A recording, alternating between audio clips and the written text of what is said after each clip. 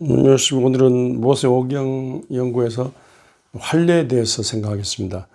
하나님께서는 아브라함에게 말씀하셨습니다. 너희 중 남자는 다 환례를 받으라. 이것이 너와 너희 후손 사이에 지킬 내 언약이니라.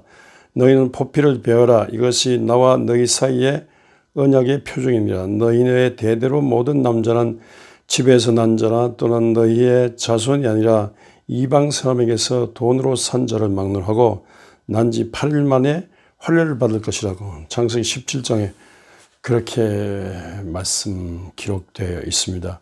그래서 아브라함은 이 말씀대로 환례를 받았습니다. 환례는 요새 병원 비뇨기과에서 남자애를 포경수술한 같은 그런 것입니다.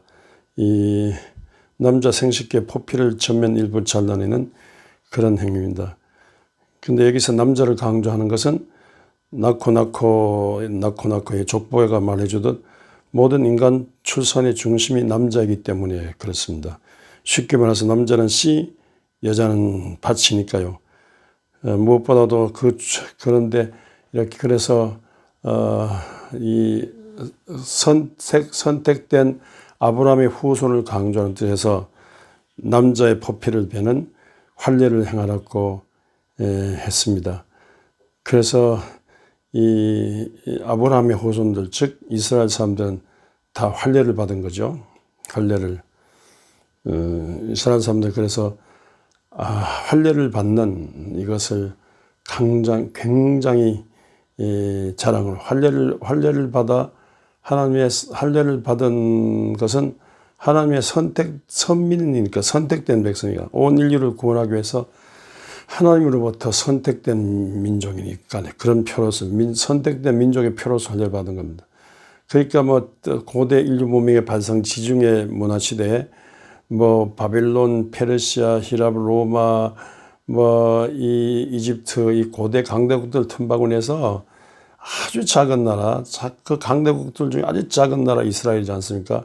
그 잘난 그 민족과 나라를 선택하지 않으시고 아주 작은 땅덩어리도 작고 인구도 작은 아주 작은 이스라엘을 선택하셔가지고 이 이스라엘을 선택하셔서 하나님의 백성으로 삼으시고 이 이스라엘을 훈련해가지고 나중에 메시아를 보내가지고 만민을 구원하려는 하나님의 계획입니다.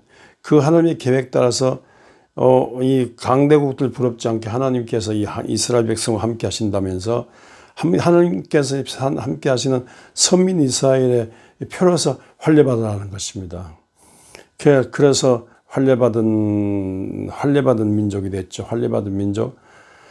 환례받은 민족의 긍지와 자랑과 사명 갖고 살았죠. 환례받지 않는 놈들이 함부로 이스라엘 깔보는 것에서 환례받지 않는 놈들이 떠든다고 큰 소리하고 달렸죠.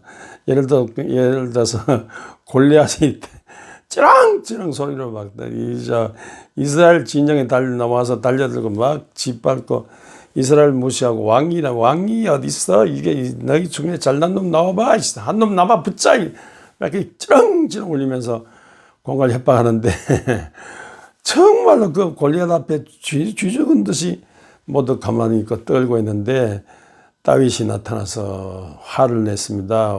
소년 다윗이 아니 저거 주먹 좀 있다. 세상 힘이 세다고 주먹이 있다고 주먹이 세다고 해서 저게 큰 소리 했는데 저게 뭐냐고 환례받지 않는 놈이 주먹이 세다고 위에 계신 하나님도 두려워하지 않고 저게 주먹 좀 세다고 이 말같지 않은 소리다.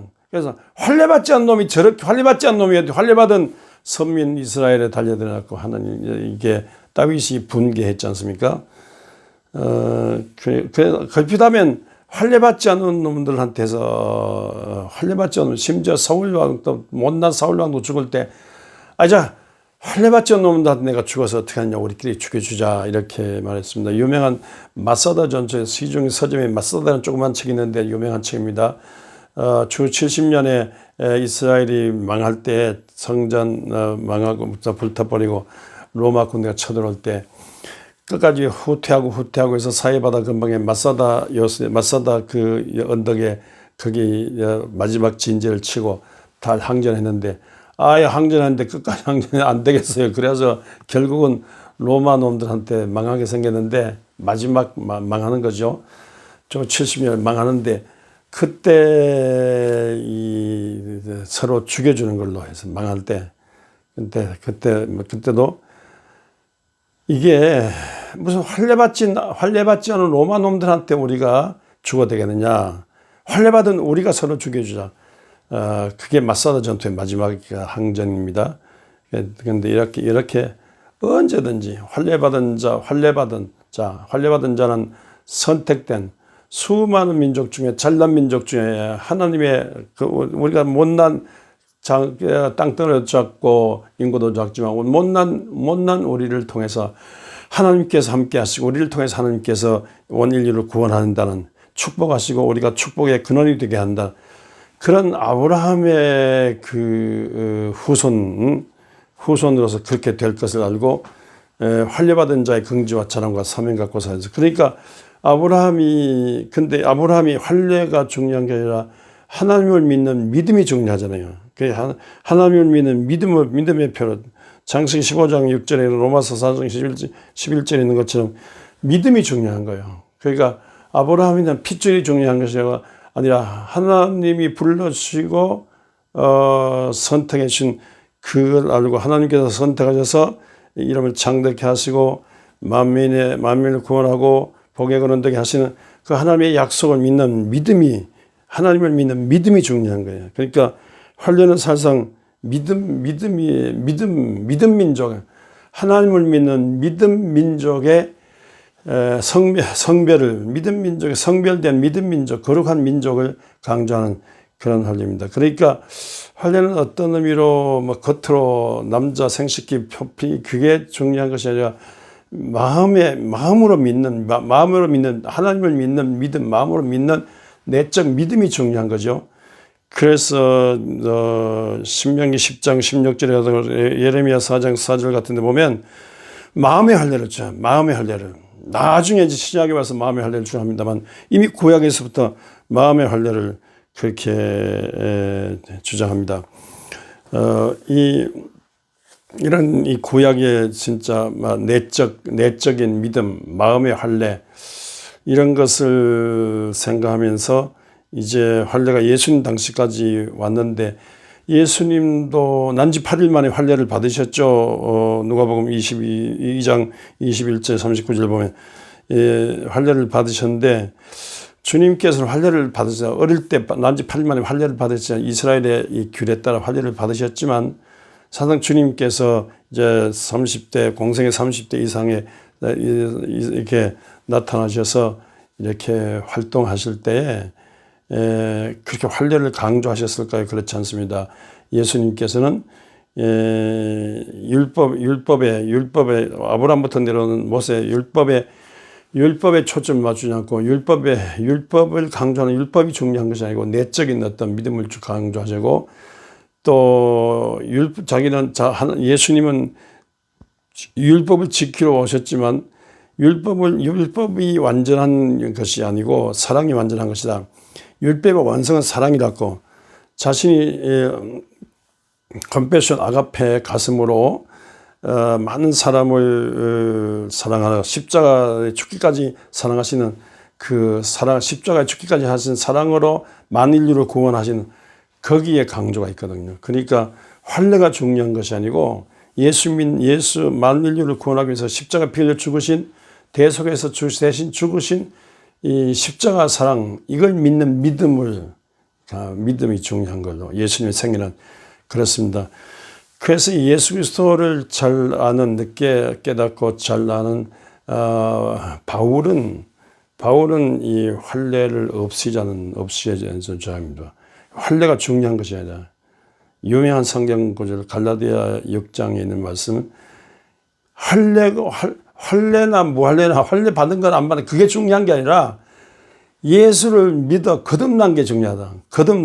예수를 믿어 새 사람 된 새로운 지음 받은 새로운 존재가 되는 게 환례 받았다 안 받았다 그게 중요한 것이 아니라 새로 지음 받은 새로운 피조물 새로운 존재가 되는 거. 그러니까 예수 믿어서 영생하던 하나님의 자녀가 되는 것, 물과 성령으로 거듭나는 이게 중요한 것이지. 그러니까 세례 받는 것이 중요하고 할례 받는 것이 아니라 예수를 믿는 믿음에 세례 받는 것이 중요하고 그 세례보다 더 중요한 것은 성령의 물세례 받는 것이 중요하고 불세례 받는 것이 중요하다. 정말로 그래서 물세례, 불세례 받아서 정말로 영적인 하나님의 자녀가 되는 것. 그래서 하나님으로부터 나는 거듭난 새 사람 되는 게 이게 중요한 것이지 할례가 중요한 것이 아니다. 그래서 이렇게 함으로써 할례를 없애버리고 누구든지 믿는 자 영생하던 하나님의 자녀가 되는 길을 그걸 강조하고요.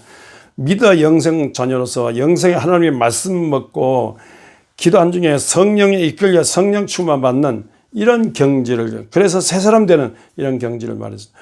그러니까 사실 구약 이스라엘이 그렇게 강조하는 그 할례가요, 신약에 와서는 새 이스라엘 된 이스라엘 백성들은 예수 그리스도를 믿는 믿음, 그 믿음의 표로 세례받는 것이 중요한 것이고 물과 성령으로 거듭나는 것이 중요한 것이다. 하나님의 말씀 듣고 사는 게 중요하고 영생하다 새 사람 되는 것이 중요한 것이다.